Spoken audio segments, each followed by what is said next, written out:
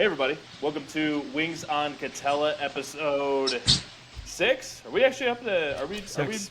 we're in double digits now? Or double finger digits now?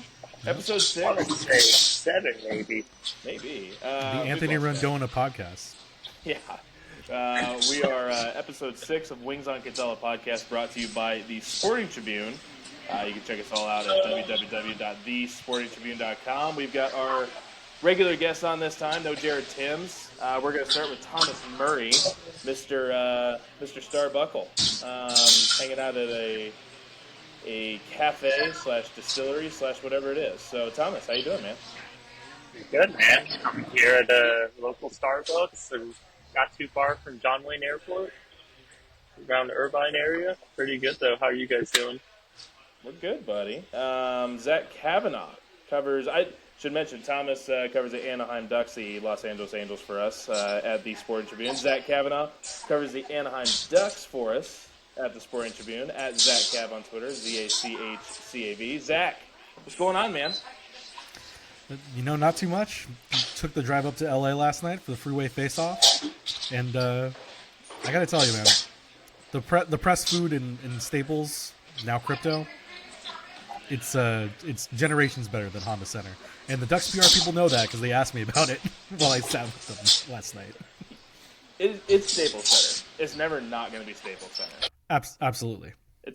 We just lost Thomas. We'll get him back. But Jack, Zach, good to see you. Jack Janes joins us from downtown Phoenix, Arizona, I believe, roughly, regional Arizona.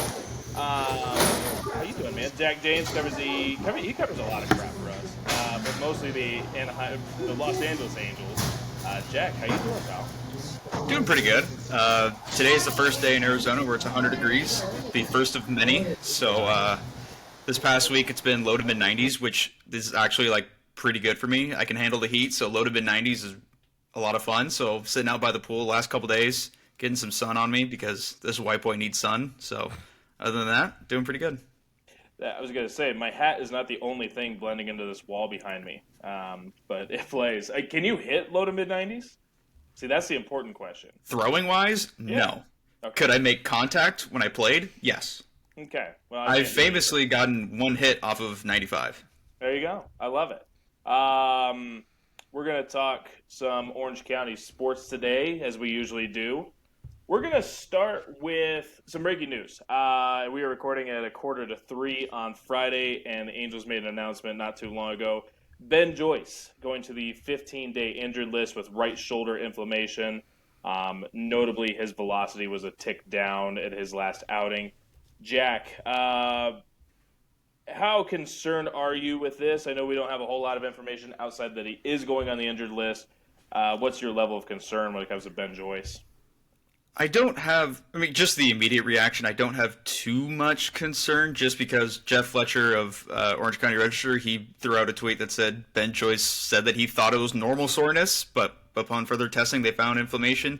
So the fact that Ben didn't feel anything out of the ordinary, that gives me some optimism that it's not that bad, and this is more of just precautionary reason, which the Angels should be cautious with him because one, the power that his arm has, and two, he's a young pitcher that's going to be the backbone of this bullpen, hopefully for years to come. So right now, I'm not too worried about it, but obviously, things can change quickly, especially with pitchers' arms. So we'll see. And Thomas, just kind of thinking this through, Ben Joyce, he's capable of throwing 105, 106 miles per hour. He's unicorn-like, right? Only Aroldis Chapman, Nolan Ryan have ever touched what he's done. Do you think I'm trying to think of a positive way to spin this, but he's only got so many bullets that are going to be 105, right? If Ben Joyce settled in at 99 to 101, are you concerned that it's not 105 outside of how much fun it is to talk about it? No, I'm not concerned about someone not throwing 105. I mean, throwing 99 to 101 is still very impressive, and the way I look at pitchers is I'd rather see a guy that can pitch and know how to set you up and get you out. I don't think you need to throw the gas all the time. But regardless, I don't think the injury is too much of something to worry about right now. But that will also kind of depend on what kind of information comes out in the future and what's the plan moving forward. It is good that they caught the injury early though, and that they're putting him on the injured list right now to let him rest up, especially because it's an early young season and they're gonna need him. I feel like we used to see shoulder injuries more than we would see elbow injuries, and maybe it's just because of the way that we studied baseball when I was growing up. I think we believed that it was a shoulder problem as opposed to an elbow problem. But the one thing I have concern about, this is inflammation in the shoulder can literally be something that's just, it irritates you for a week, or it could be something that really screws you up and you need surgery, and that's where I'm a little iffy. But like you said, Jack, with Ben and with Jeff being out there talking to Ben in Houston, a little bit of a positive there. I want to see Ben. The thing I was noting about this, I love Ben Joyce obviously because he's a nice kid, but also he throws 105. It's really exciting to see that. But just looking at this, we're 12 games into the season for the Angels, not a massive mark, but overall, the Angels have the second highest fielding independent pitching FIP at 4.85. That's the second, 29th out of 30 in the league, 20th best ERA at 4.17. The thing I like, though, ninth best ERA among starters. And like we said, we're only 12 games in. I want to say the starters have 10 or 11 quality starts in those 12 games. I might be wrong on that. But ninth best ERA among starters across the majors at 3.47. You could imagine when I said, 20th best ERA in the league, the bullpen's going to be lagging behind, basic math. They're 27th best in the majors at this point. So Angels really need the bullpen to step up. And this has been a common thread. They have a very talented young bullpen that is cost control. I think some of this is probably going to be inflated to one game, maybe, when Ryan Johnson had his debut. But outside of that, hopefully it's not too serious with Ben Joyce. We're going to do some switcheroos here with the podcast today. We're going to talk baseball, switch to hockey, talk baseball, switch to hockey. So, Zach, something you wrote that you just put out, you mentioned about Paul Correa and Teemu Selanne, Ryan Getzlaf and Corey Perry, and now you're looking at Cutter Gauthier and Leo Carlsson.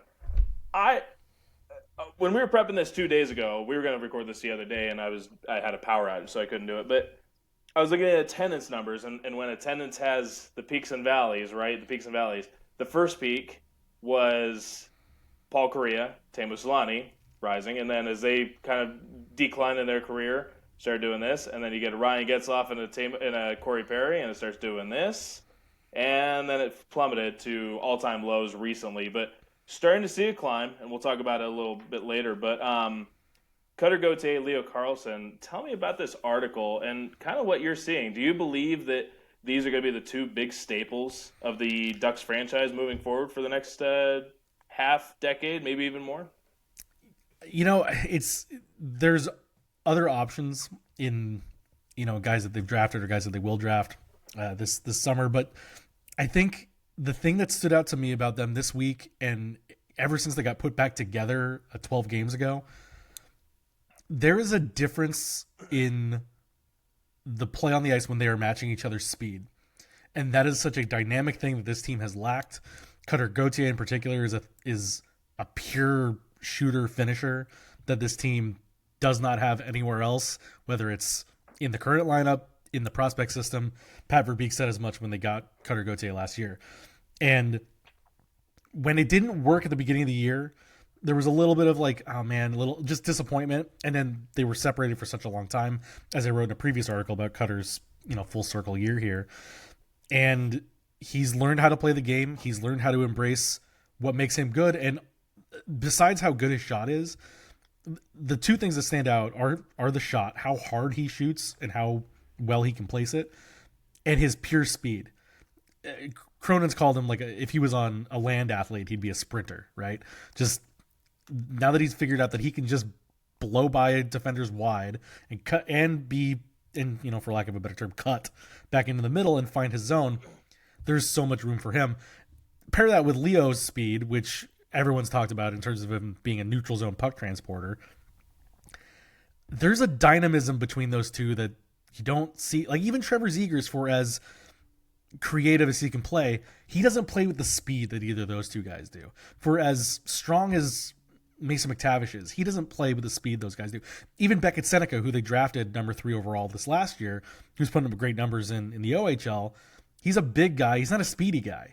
So I think there's something there in terms of like you're combining the speed and skill of a Korea Solani duo and kind of the more physical nature that Getzlaf and Perry had. There's the opportunity for it. Is it getting ahead of ourselves a little bit? Probably.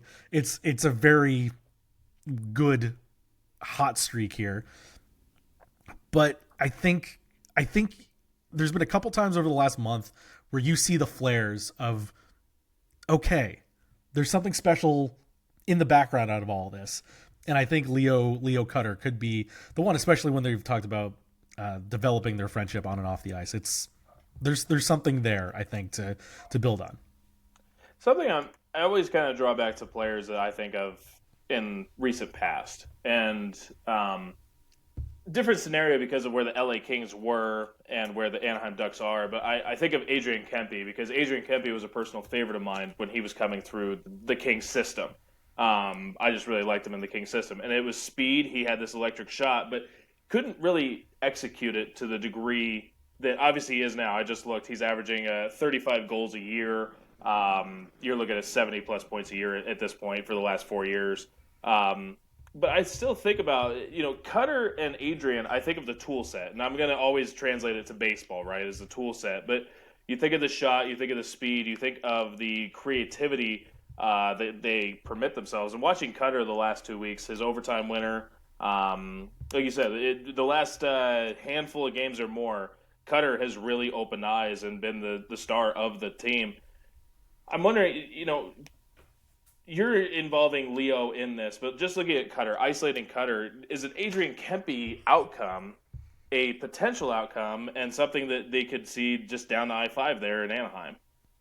Certainly. I think the thing that Cutter has too is there's an attitude about him. And early in the season, I will say I had a little trouble like trying to crack him in terms of interviewing him because there was a bit of an ego still there. There was a bit of, hey, I'm pretty good at this and you should, and this is why I'm doing what I'm doing. And it's sort of like, okay. And now that he's like grown into his play, it's a confidence. He just knows like I'm a shooter. Shooter shoot.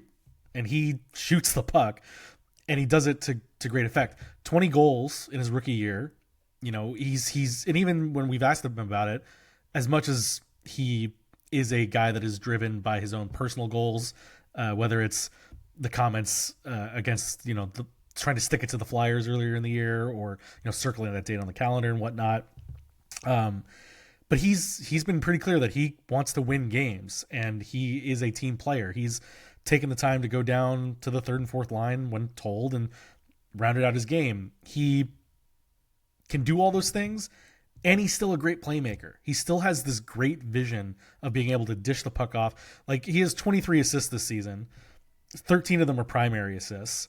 And when you look at, like, stacking him against the other rookies in the league, I think he's fourth in goals, or maybe third in goals now, but fourth in points. All those guys get more power play time than he does. And that's kind of an indictment on how they've handled him a little bit this year. But all of these points he's scoring, they're not power play points. He's just a great, fluid, speedy, smart hockey player that when he gets more time, when he gets more power play opportunities, north of 30 goals every year is not an unreasonable thing to expect from him. Be very impressive. Zach, we're going to come back to this because we're going to talk about the goalies. You've got some articles out about the goalies right now out in Anaheim, but switching back over to baseball for a minute, Thomas, Jack, looking at this, the Los Angeles Angels have played 4 series. They have won each of the 4 series. They have taken 2 of 3 in each of those series. Respectfully to the teams they're playing, not great. Chicago, Cleveland, Tampa Bay, and who was in the middle of that? St. Louis. St. Louis. There you go. Teams that aren't great, but you got to beat those teams that are that great. Tampa Bay is a little interesting because they're flashy. They're different team, but great start to the season in my opinion. To take 8 of 12, 2 of 3 from everybody, win series before you head off to Texas and start playing the division a little bit here. What are your initial thoughts on the Angels' start of the season, Thomas? I'll start with you. Yeah, I think this team is better than what they were last year. That's for sure. They're finding ways to win ball games late in the innings. I think last, talk about the Kenley Jansen save and how awesome that was the other night, right? Reality is, I think the Angels team from last year loses that game. And I think this is just a team that's growing and it's getting better. Young players are stepping up. Sean Well's been pretty, he's been clutch at times. Kyron Paris has been amazing. Logan O'Hoppe has been one of the hottest hitters in baseball. Guys are just coming through in big-time moments for this team. And I wouldn't say, like, oh my gosh, they're playoff bound, the World Series bound, no, but I think this is a team that, they're a little bit better than we all expected at the start of the year. And there might, kind of like what Zach was saying with the Ducks, there's kind of something that might be there. And it'll be fun and it'll be interesting to watch them this season. And Jack, you've been hitting it hard on the Kyron Paris stuff. Richard Scheck called me out the other day, so yippee, fun on that. Things I don't care about. Kyron, though. Talking about Kyron. Kyron, I believe, I haven't looked at it, so this is unofficial, but I believe, based on the metrics, is one of the top 5 hitters in baseball to start the year. I think Kyle Tucker is one of the other ones that is in there, but one of the potentially top 5 hitters in baseball, if not the top hitter in baseball. Jack, you've been all over Kyron since the spring. Wrote the article about his swing adjustments. I think you noted something, it might have been Brett McGuire, but you noted as well, a little deeper in the box during the Tampa series that you saw. With Kyron, do you think that Kyron alone has carried some of the offense here with some of the other players struggling? Yeah, I mean, obviously it takes a team, so it's hard for, especially baseball, it's hard for one guy to carry an offense, but you can't deny that he's come up huge in big situations late in the games and stuff like that. He's obviously by far been their best player. And very fittingly, him and Aaron Judge are tied for the league lead in WAR for the American League. So very fitting. But yeah, he's been massive. The swing adjustments have been working. Moving back in the box, a lot of players do that. Especially with how high velocity is now these days. Like you need as much time as you can get to to pick up the ball. But that was Brent that pointed that out, not me. I'm not going to take credit for that. Where was I going with this too? I think While you're thinking about that, I just want to give something. Brent is taking his young boy Rowan to his first baseball game tonight. Oh, so, nice. Yeah, that's so. Shout out to Brett McGuire. I wasn't sure if it was which one of you it was. Brent is a very, very longtime friend of mine, and just happy that Brent is. Brent is not going to go with me to the baseball game I'm going to, so I'm a little bitter, but very happy for Brent and the family and Katie and Rowan. So I hope they have fun. Jack, hopefully I didn't take away your thought process. No, I was just going to point out some little tidbits from Kyron Paris this year, just because there's a lot of stuff that are kind of, just interesting. I posted these on Twitter, just stuff that I'm finding on StatHead.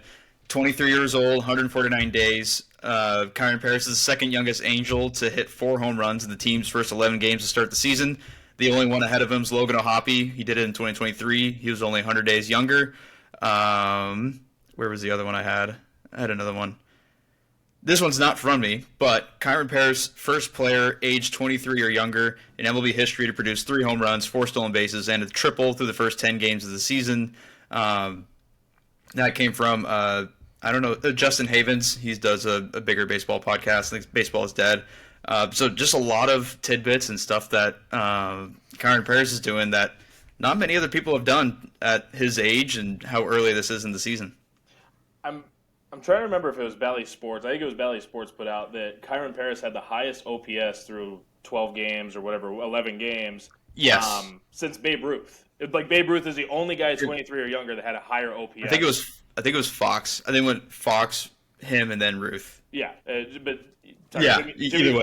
Same sentence as Jimmy Fox and Babe Ruth is not a bad place to be. I did look. Kyron Paris, weighted runs created plus leaders right now. Kyron Paris 313. This is with 30 plate appearances or more. Kyron Paris 313. Aaron Judge is second at 248. That's 65 points lower. So Kyron Paris is 65% better than Aaron Judge at this very moment. I think that's going to change. Just looking at the Angels here. You don't think that tracks? AL MVP Kyron Paris? Hey, you know what? Let's talk in a couple months here, but you heard it here, heard it here first, folks. Kyron Paris, American League MVP. Yeah, I've never wanted to put that on the podcast, but we're going to do that. So why not? Just looking at it on offense. What do I got to lose? Yeah, the Angels tied for the 8th best weighted runs created plus at 118. That means they are hitting 18% better than the rest of the league. At least as of today, that's 12 games into the year. They do have the 4th best slugging percentage at the moment, which belongs to the Yankees, who will probably hold that title all year long because they will play more than a handful of games in Tampa at George Steinbrenner Field, and Aaron Judge is going to have about 15 home runs in the state of Florida alone, just so long as he makes contact at that field. That was atrocious. I want to jump back to hockey before we talk about what's going on in Tampa, what's going on in Oakland. Well, what was formerly Oakland. But it was very embarrassing to see. We'll lead with that as we move on back to hockey. Zach, Johnny Gibson is the Bill Masterson nominee from the Pro Hockey Writers Association. Also, you wrote up about Lucas Dostal and his career high numbers. It's the biggest year of his career so far. Tell me a little bit about the goalie duo in Anaheim. Let's start with John. You're around the club. So the Masterson Trophy, if you're unaware, is awarded to the player that best exemplifies the qualities of perseverance, sportsmanship, and dedication to ice hockey. Zach, I'm not going to ask you for who your nominee would have been, but you're around the club. You see what's going on with Johnny Gibson every day. Seems like a very solid nominee when it comes to Anaheim. And if it's anything close to the Roberto Clemente Award, I know that he's going to really want to win this one. It's so the PHWA members here in Anaheim did ask me for my input, and I think the way it works is every year every team gets a nominee, and some years it's pretty easy to pick, and it's usually like a comeback player of the year sort of thing. Like the only Duck who's ever won it was Teemu Selanne the year after he had his knee surgery, and then he put up a 90-point year after that. So, when we were looking up and down the Ducks lineup, there's no like real comeback story. There's no, oh man, it's great to see him still chugging along. The only guy that we picked and the consensus on it was that it was Gibson, because he's stuck it out through a lot of lean years here in Anaheim, and he has had his own injury troubles, as he's even dealing with right now. He started the year off with an emergency appendectomy, which isn't totally his fault. It just happens. But when he did come back, he made this Ducks tandem the second-rated tandem in the league, according to The Athletic. At minimum, like top 5 when it comes to combining the numbers together. This is his best. I think it's his best save percentage in 4 years, his best goals against, or best save percentage in 3 years, best goals against in 4 years, and that's quite a thing for him, because he's a very quiet guy. I liken him and Mike Trout as kind of the same personality of terrible interview, lovely guy, terrible interview, but just very quiet. Doesn't really like when he started his 500th game, we're like, hey John, isn't that cool? And he's like, it'll be cool at the end of my career, but I'm not thinking about it right now. It was just a good team win tonight, that sort of thing. Every time we talk to him, it's like good team effort, good team effort, good team effort. Doesn't talk about himself.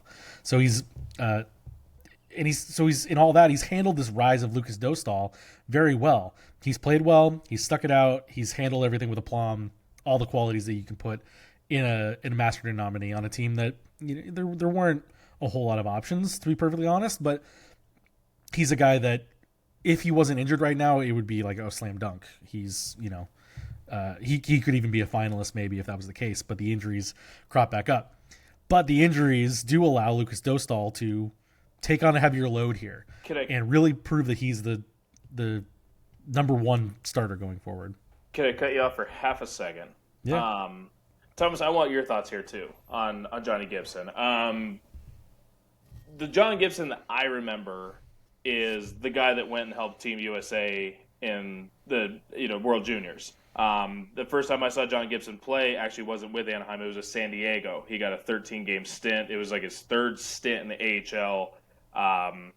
Ran with the playoffs, I believe, with San Diego as well during that run.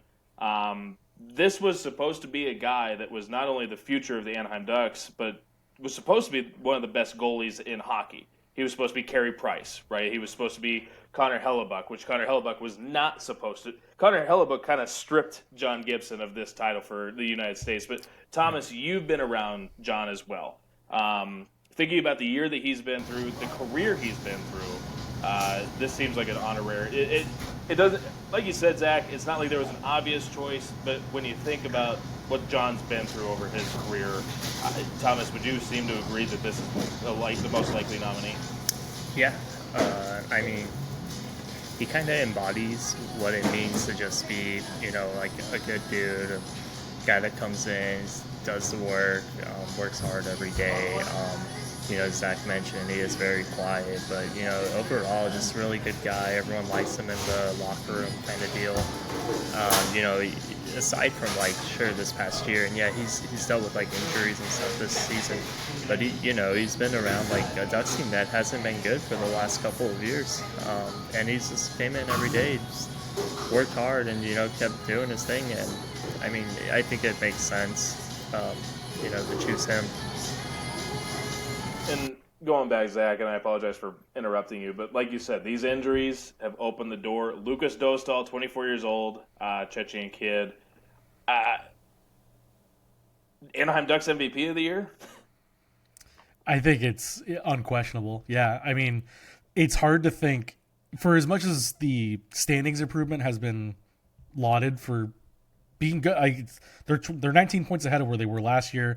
They hopefully will finish 20 points over, and I hope they win one of these final games, get close to 500.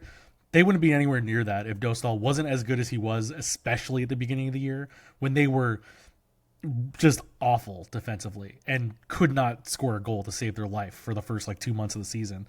And especially with Gibson being out, I think Dostal started 13 of the first 15 games and was lights out, and really just he said that he likes to play a lot, and he has played a lot of hockey over the last year, whether it's winning the World Championships for Czechia on home soil in Prague. He started, I think it was 16 of the final 23 games last season when Gibson was kind of dealing with some stuff. And now he's taking the ball and rolling with it here at the end of the year. His numbers have come back down to the mean a little bit because how he was playing at the beginning of the year was unsustainable unless you have a better team in front of you, which he didn't for a long while. And he doesn't make the spectacular save all that often because he's just in the right spot all the time. So technically sound of where he's supposed to be, reading his angles, reading his defense. The only time he ever gets tripped up is something like last night when he's tracking the puck and Anze Kopitar kind of gets a stick on it and it just flutters the opposite direction and he can't reach all the way back to get it, because otherwise he's squared up to these shots. And his mental ability, I think, is his strongest asset, because something that happens to him a lot is he'll have these 45 save nights like he did against Edmonton last week when Edmonton had 26 shots in the third period.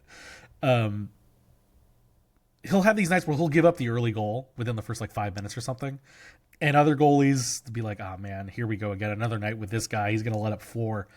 And then he doesn't let up another one the rest of the game because he just knows how to lock in. And he thinks about the game is from shot to shot. And he is so mentally tough that taking on this increased responsibility with all these games will do him better in the long run to know how to handle himself physically, because mentally he's already there. He's got an elite mindset for a goaltender, and he's just a absolute pro. Cronin's called him the ideal athlete to coach because he's pretty self-sustaining. We're going to come back to... Oh, sorry. Go ahead, Zach. I'm sorry. I was going to say one thing. it's fun. You mentioned about him playing that, very, I guess, conservative way. He's just very sound, technically sound, always in the right spot.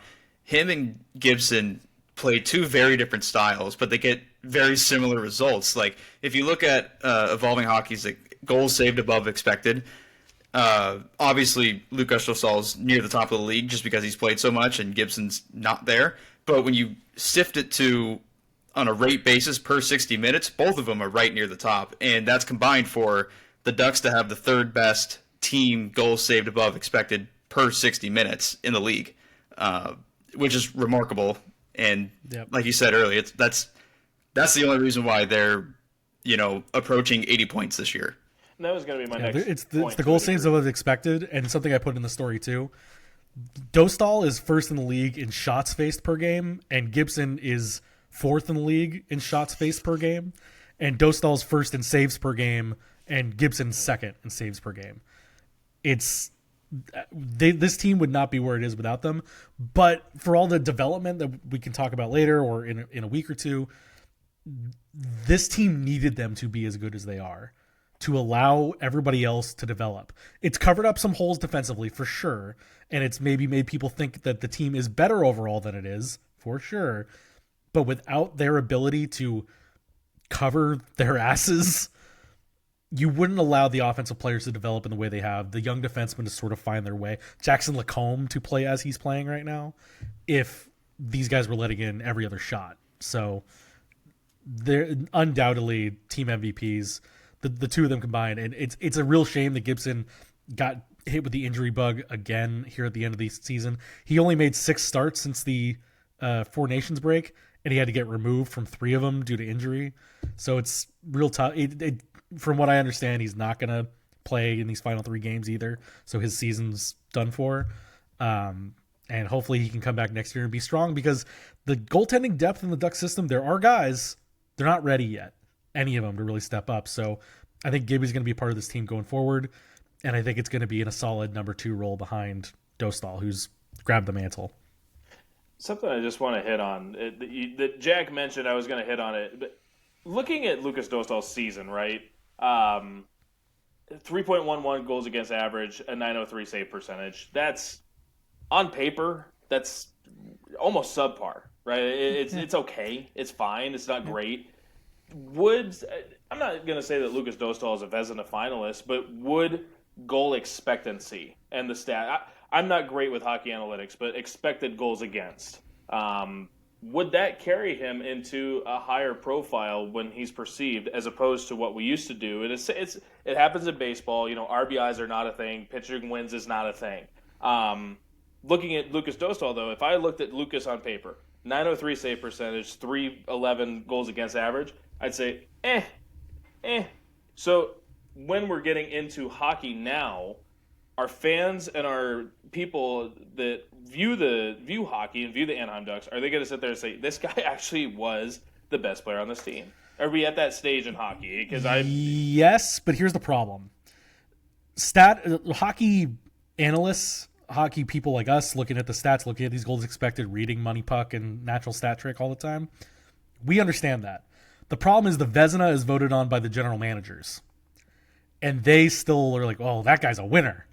And so he'll get it, and Dostal won't get that kind of recognition until the Ducks are better. But I think to anybody that knows anything, they all see that no, he is at least a top 5 goaltender in the league at this moment. And as he matures, like, he's already a very mature guy, but as he gets older, more mature, better at keeping care of his body and all that sort of stuff. And again, as the team improves around him, he will get his recognition at some point. I really do believe that, because he is that good. I think the other thing to take with him, and I mentioned the World Championships from last year, that is a stage where somebody like him can make a name for himself. And I take that into next year's Olympics, where he will play for Czechia. He will most likely be their starting goaltender. And if he can go on the international stage like that, not in the World Championships where you're playing against everybody's second string, guys that didn't make the playoffs and whatnot, if he can do that in the Olympics against the best of the best and still post those kind of numbers, then you're going to get people to really open their eyes to how good he is. Yeah, and like back to what you said, like about people noticing, like the analysts and the people of the hockey analytics community, they're all noticing that. They all know that he's one of the best goalies in the league this year. The problem is, the unfortunate reality is that fans outside of Anaheim don't care about the Ducks, and they don't look into who's doing good, who's doing bad on the Ducks, so they don't know. So that's another thing, and also like analytics in hockey is still a very, I wouldn't say touchy subject, but it's very like controversial. Like I feel like there's no middle ground. Like people are either way too far into it or like way too against it. So it's hard to like bridge that gap into showing people who aren't into it like, hey, like this guy's good. Like look past the save percentage just because of the amount of high danger shots he's facing. It's not just the fact that he's not stopping the puck. It's like, yeah, how many guys are going to stop, 30 plus cross ice passes, one timers and stuff like that on the power play and all that. And just to touch on it, I mean, not even 10 years ago, baseball had massive dilemma, right? RBIs count, pitching wins. How many wins does he have? How many RBI does he have? I think it was my dad asked me, what's the guy's OPS? Blew my mind. I was like, okay, that's a simple analytic. It's not even really an analytic, but it's a simple one. And it's like, sweet. My dad, who is in his 70s, is worried about his OPS. He's not worried about RBI totals or anything like that. I would love to see hockey at least get into a form of that. And I'm not old school. I'm open-minded to hockey analytics. I just don't know. So having the explanation of hockey analytics, I think, is going to be the next big step. I think analytics right now apply best to goaltenders out of all the positions because we do have the above expected number, and that's an easier way. It's basically not the same thing, but it's for as simple as WAR was forever, that people hung onto that as like, oh, that's the stat. You can look at goaltenders and say, goal saved above expected per 60. That's how I'm going to rate goaltenders. And with the problem when you try to apply that to like the rest of the guys on the ice is there are 4 other guys on the ice at any given time, whereas baseball's very individualistic, right? It is pitcher, it is hitter. So there's things to couch with all that. I don't think there's a perfect hockey analytics stat quite yet, but I do think it works best when analyzing goaltenders at this point. And another problem too is just the accessibility of it. There's a lot of models that are out there that have great information, but they're behind a paywall, and not a lot of players or not a lot of fans are willing to pay for it. So the free models, like they're good. Like Money Puck's good, but there's better models that are out there that are just behind a paywall, so they're not super accessible, and that's another problem with it.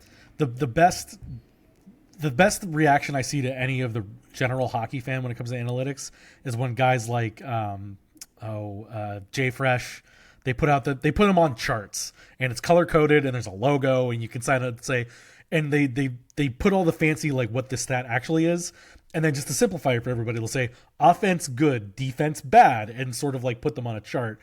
And I think those are the steps that the hockey community is taking in explaining this to people. Like you say, oh, his Corsi per 60 is terrible, and his expected goals, what is it, ROPM charts or whatever they're called, Rampum, whatever. Nobody knows what that means, but when you put it on a color-coded chart with blue and reds or green and reds and whatever, it's easier to understand, and that's kind of the point we're at. Maybe that's what's been growing baseball is you have baseball savant, public knowledge, and you have red, blue, you have long, 100th percentile, first percentile, you have those kind of things.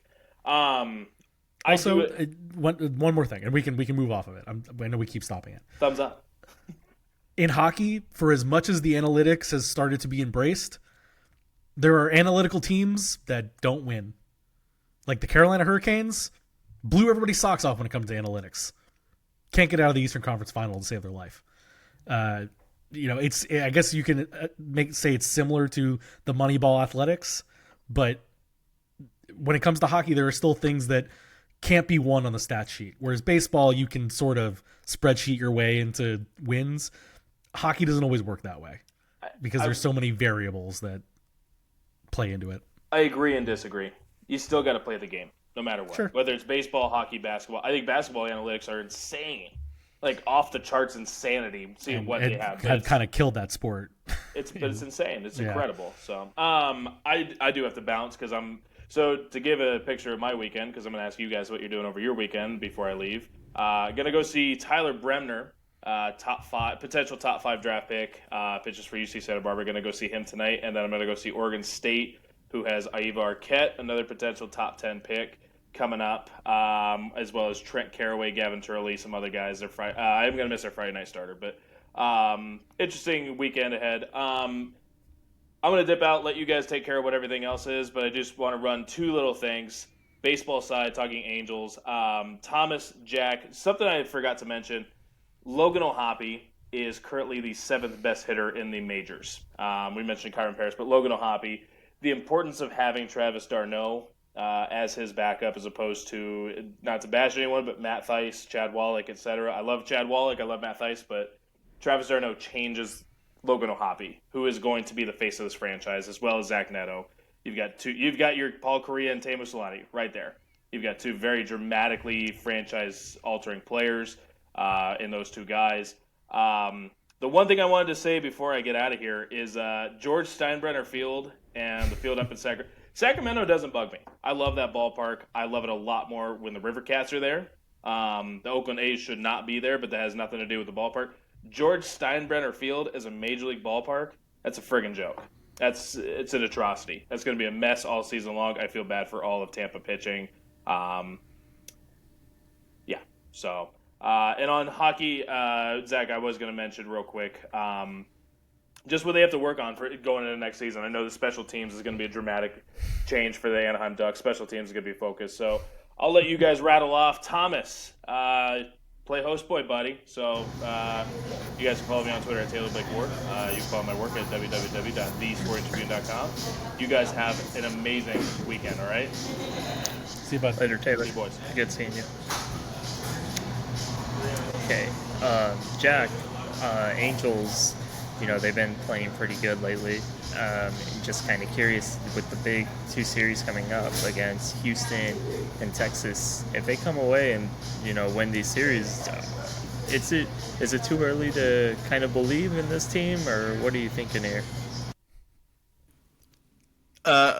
Just based off of previous events, it's always too early to believe in this team. I mean, look at 2022 when they were 10 games over 500 and then went on a 14-game losing streak. So I'm not gonna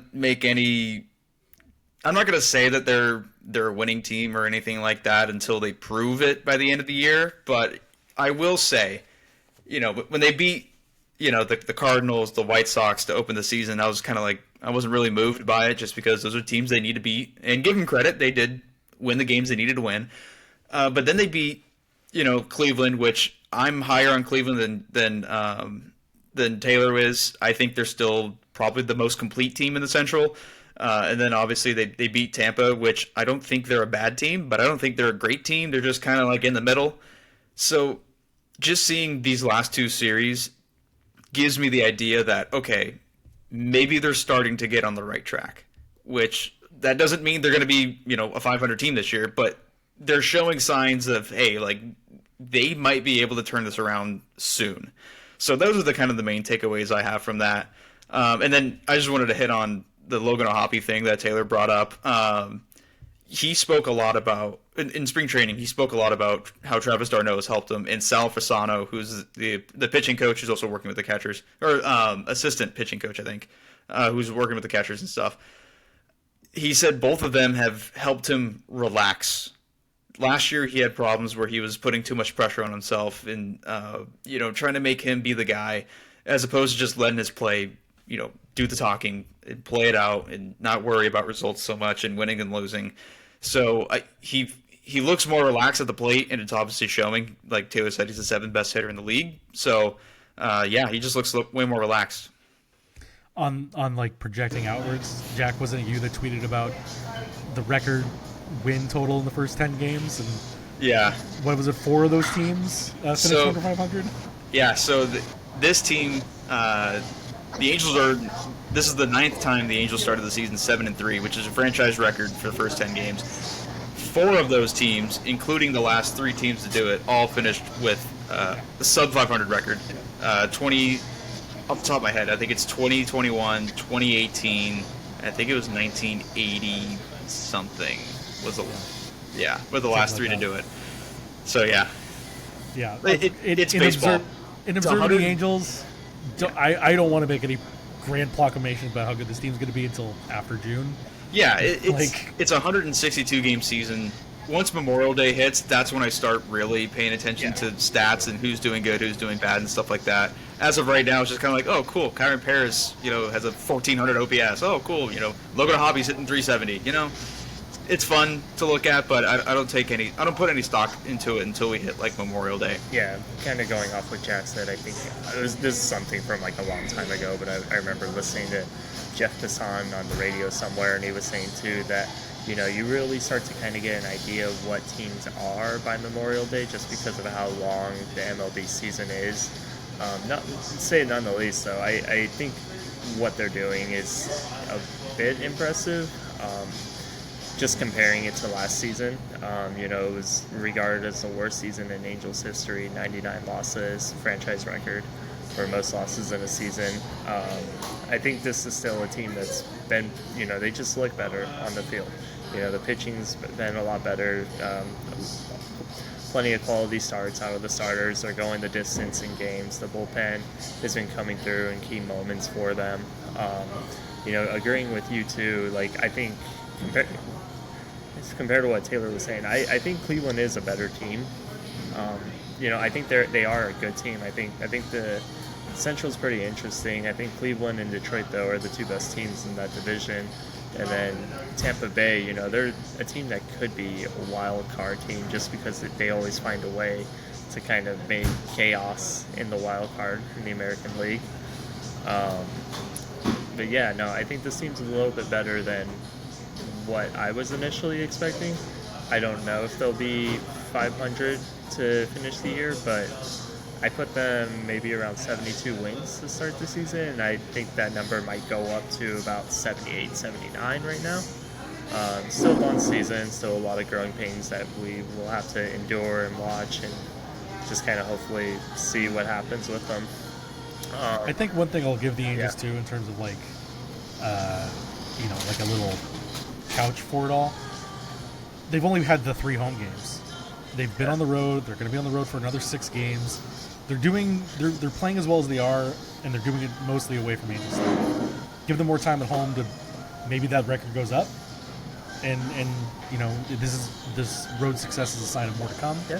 But kind of good on them to do this when they're being on the road for so much to open the season. Thanks to the flipping of the series with Tampa, right? That's why this is how it is. Yeah, that's exactly why. So they started the season out 15 of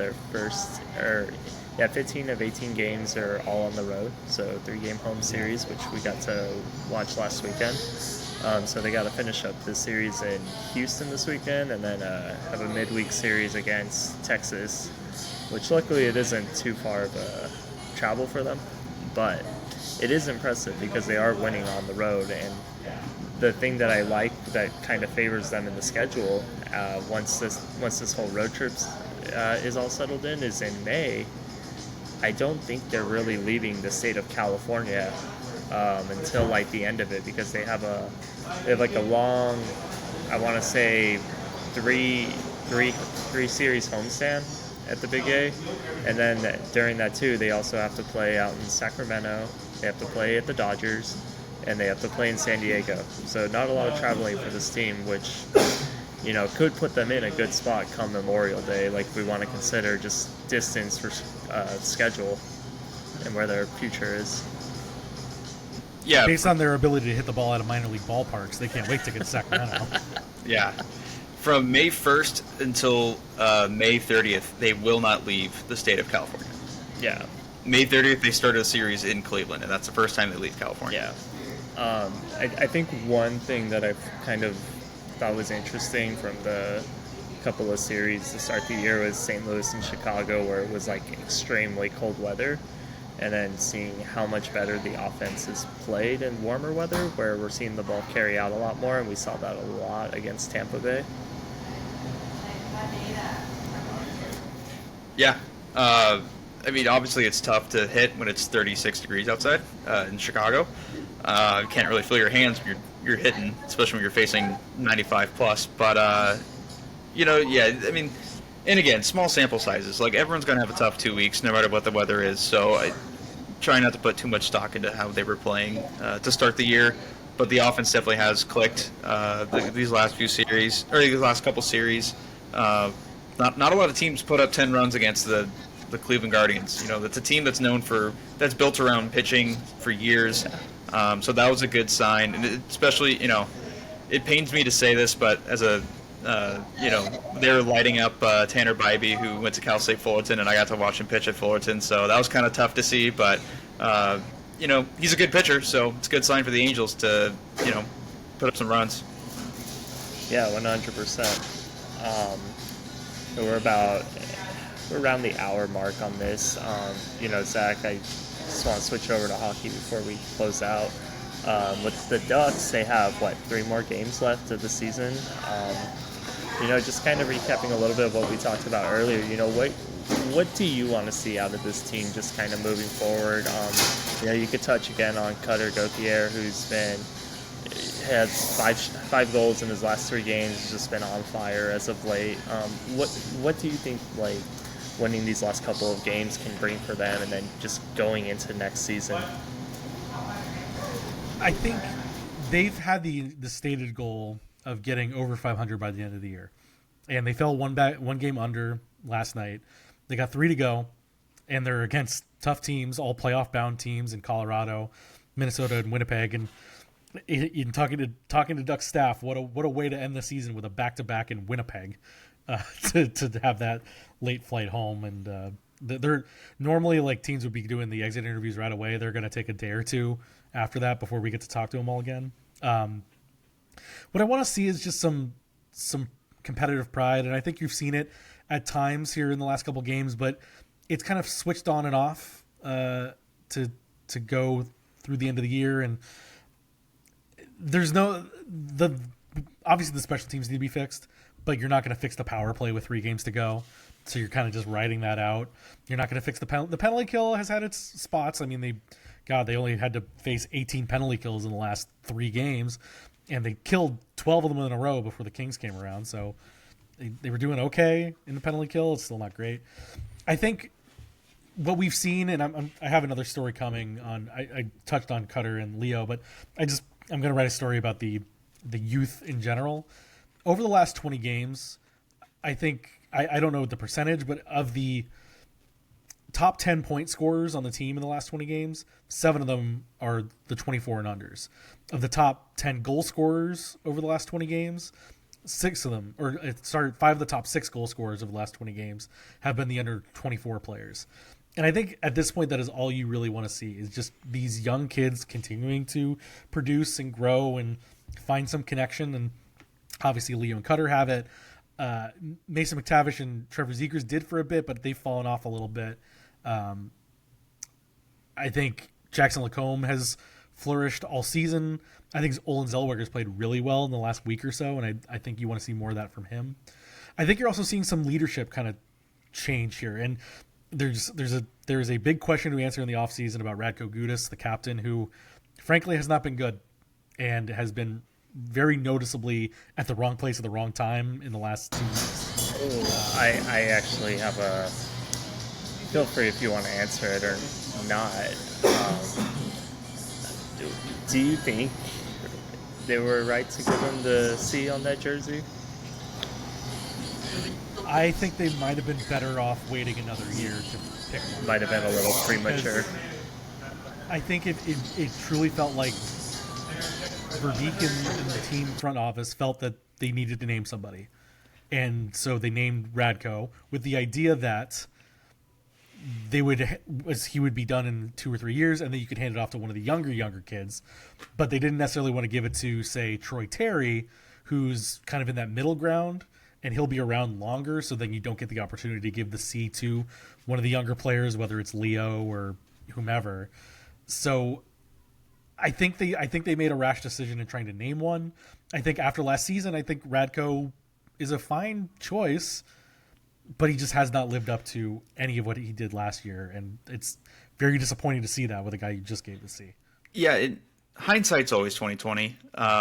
At the time when they announced it, I thought it was a good idea because one, he wasn't going to be here for a long time, so you can hand it off to one of the young guys. And two, like, he had a great season last year. He played really well. Like, the amount of drop off in his game from last year to this year has been really surprising. I did not expect that level of a drop off from his game. Hindsight's always 2020. And even last year, if you looked at like comments from the players, like I remember seeing, I can't remember who it was, but one of the younger players saying like, yeah, he's the dad of the team. Like, he's an NHL veteran. If he's labeled as the dad of the team, yeah, it makes sense to have him as a captain. So, it's just unfortunate. Yeah, I think if they had to make this, they wanted to make the decision to name him. So they picked the guy that probably was the best choice to make at the time.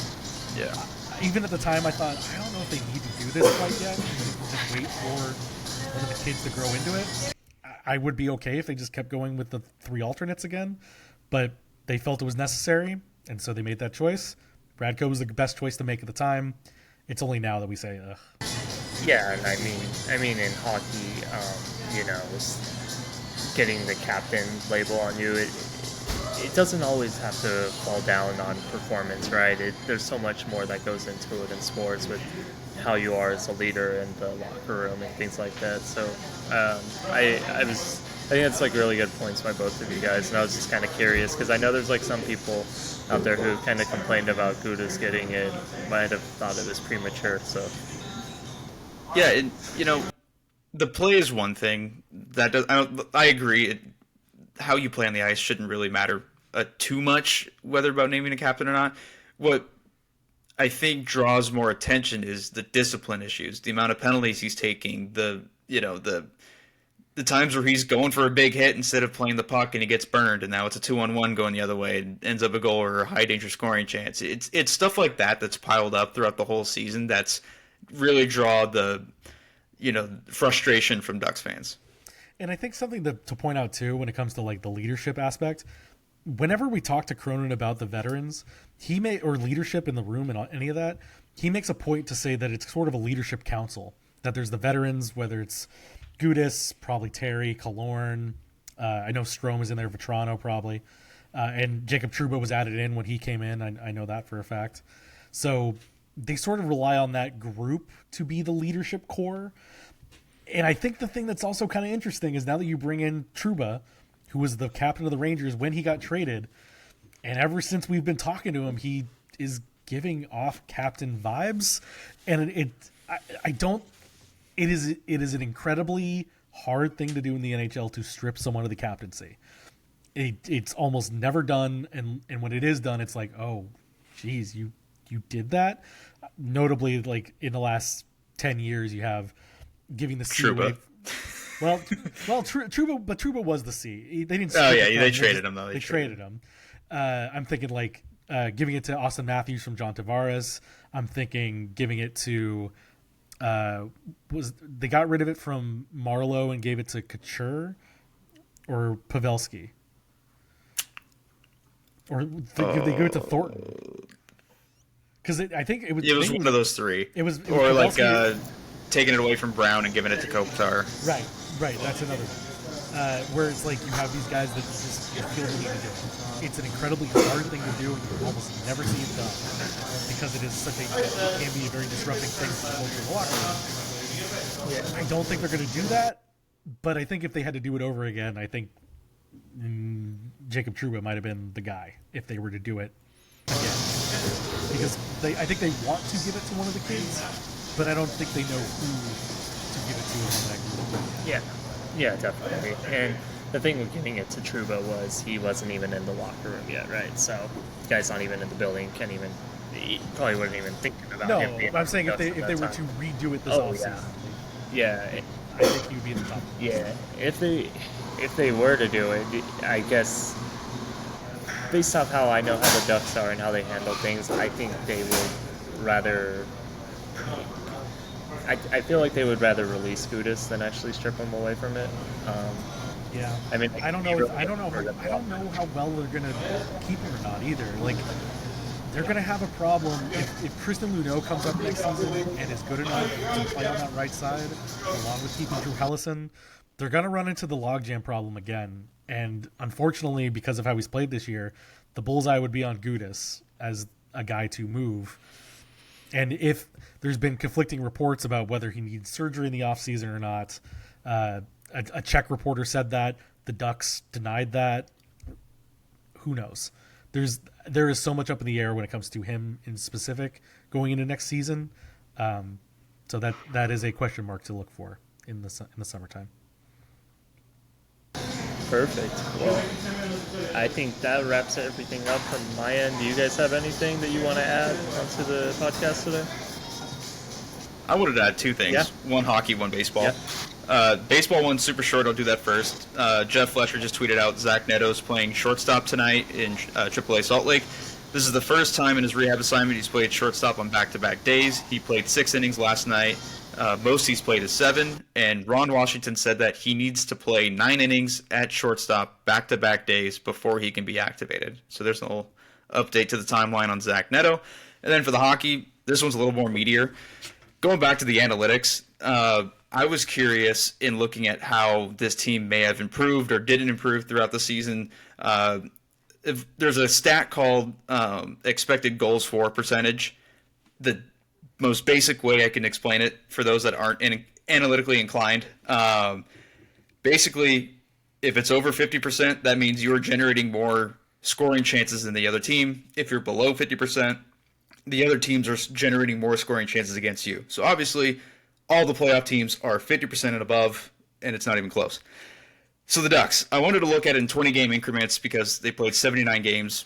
Pretty easy to block off in 20 games. First 20 games, 42.05%, the worst in the NHL.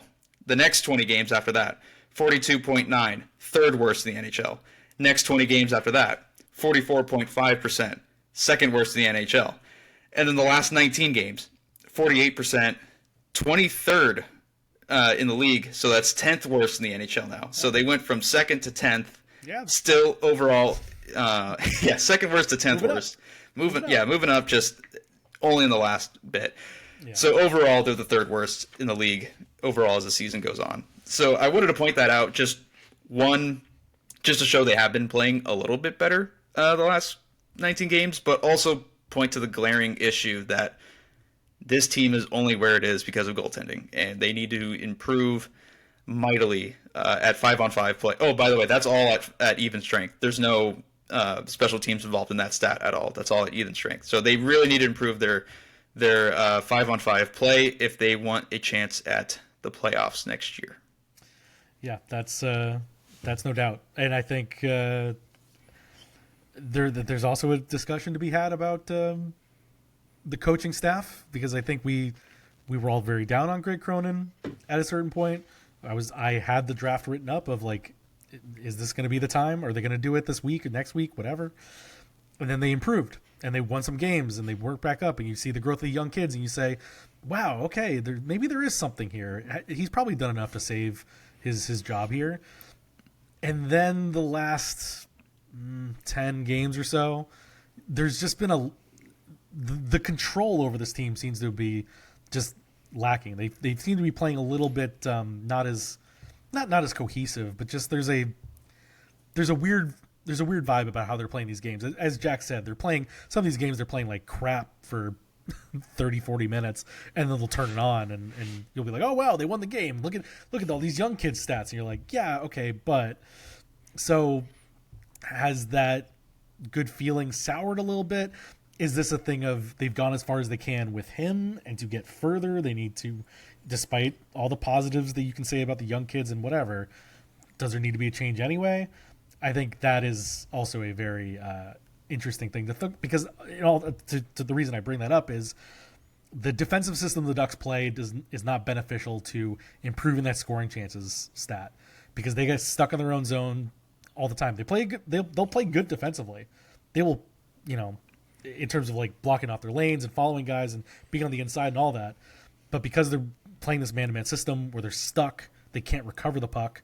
They can defend for 20 minutes, but that still means that they're defending for 20 minutes rather than attacking for 20 minutes. So that's something to certainly fix going into next year. Gotcha. That's a pretty good way, I think. That's a really good, just kind of big question kind of leading up to this team and what will happen with going into the off season or into next year. It'll be an interesting summer. Like, one way or another, things need to occur with this team to get better. And that's whether it's coaching, whether it's, captaincies, whether it's finding that next goal scorer on the wing. Stuff needs to change to move this team forward. Probably maybe the most interesting team in the NHL to follow the offseason. Yeah. And if I'm not mistaken, too, they're also going to have a lot of money, too, available for free agency. So do you think they could be spenders this offseason? They're going to try. They're going to try. I mean, you look at it last year, they offered more money and more term to Marshall So and Stamkos, and they said no. And this year's draft class, it's Mitch Marner, is it Nikolai Ehlers, and that's it. Brock Besser. Oh, Besser.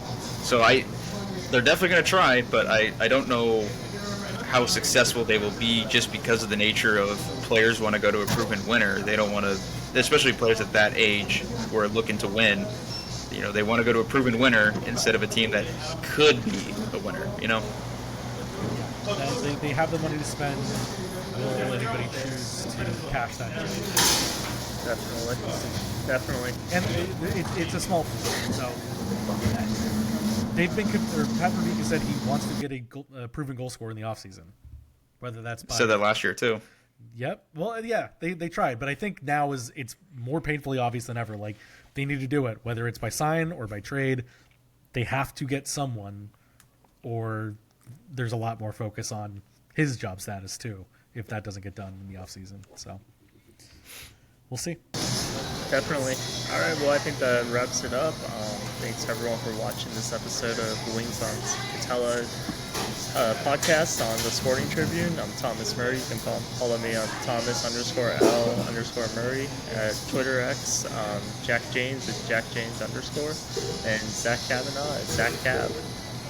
Till then, get to you guys about a week or so for another episode. Make sure to like and subscribe to the video.